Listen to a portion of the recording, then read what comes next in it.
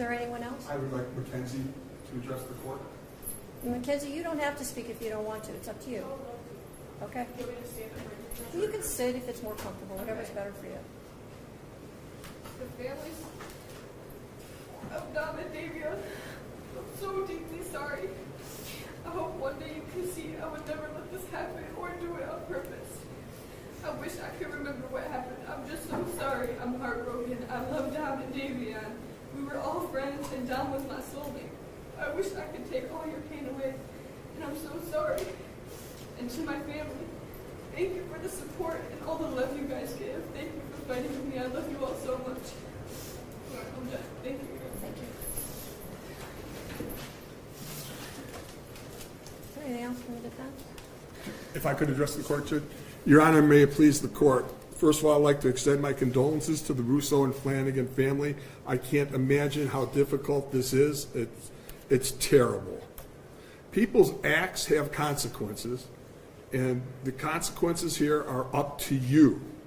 You have a range of possibilities as it relates to a girl who was 17 at the time, who is now 19 years old, and has no criminal record.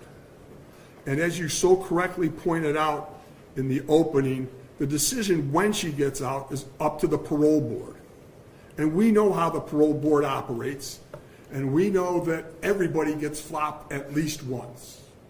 So a 15-year sentence becomes a 20-year sentence at minimum, and it'll be up to this young lady here as to how she's going to conduct herself for the next 20 years or whatever the sentence would be. That would be number one. Second of all, I'd like to say thank you so much for allowing and taking the time to read those letters, and I would like to concentrate on the letters from the people from juvenile court. First of all, Ms. Smith and Ms. Kent. They have been the people who have monitored her progress since she was entered the juvenile detention facility, where she was for about 9 months. And I would like to commend them for writing these letters, because ultimately, or initially, I tried to have them send a letter, and the people at juvenile court wouldn't let them. And so they sent these letters anyways. And what do we see from their letters?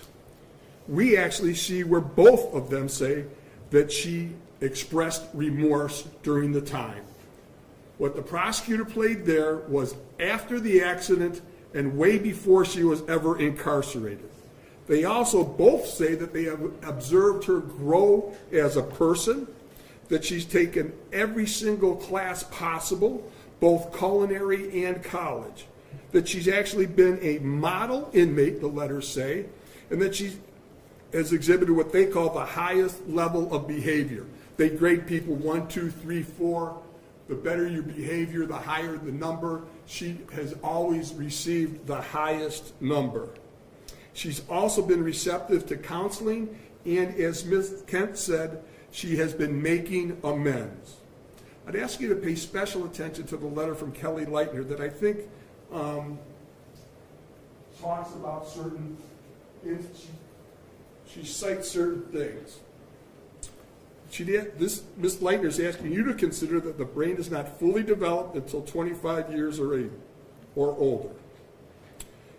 Her choices, Mackenzie's, and actions are indicative of teenage invincibility. While, based upon your decision, you don't find that, I find that there are. I remember when I was young, the dumbest things I ever did, and I'd hate to be judged for those things.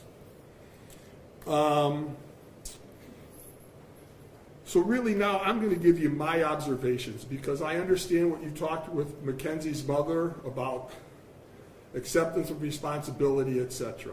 All I can tell you is that from the moment I met this young lady here, she expressed sorrow. And I would say during the course of this trial, in the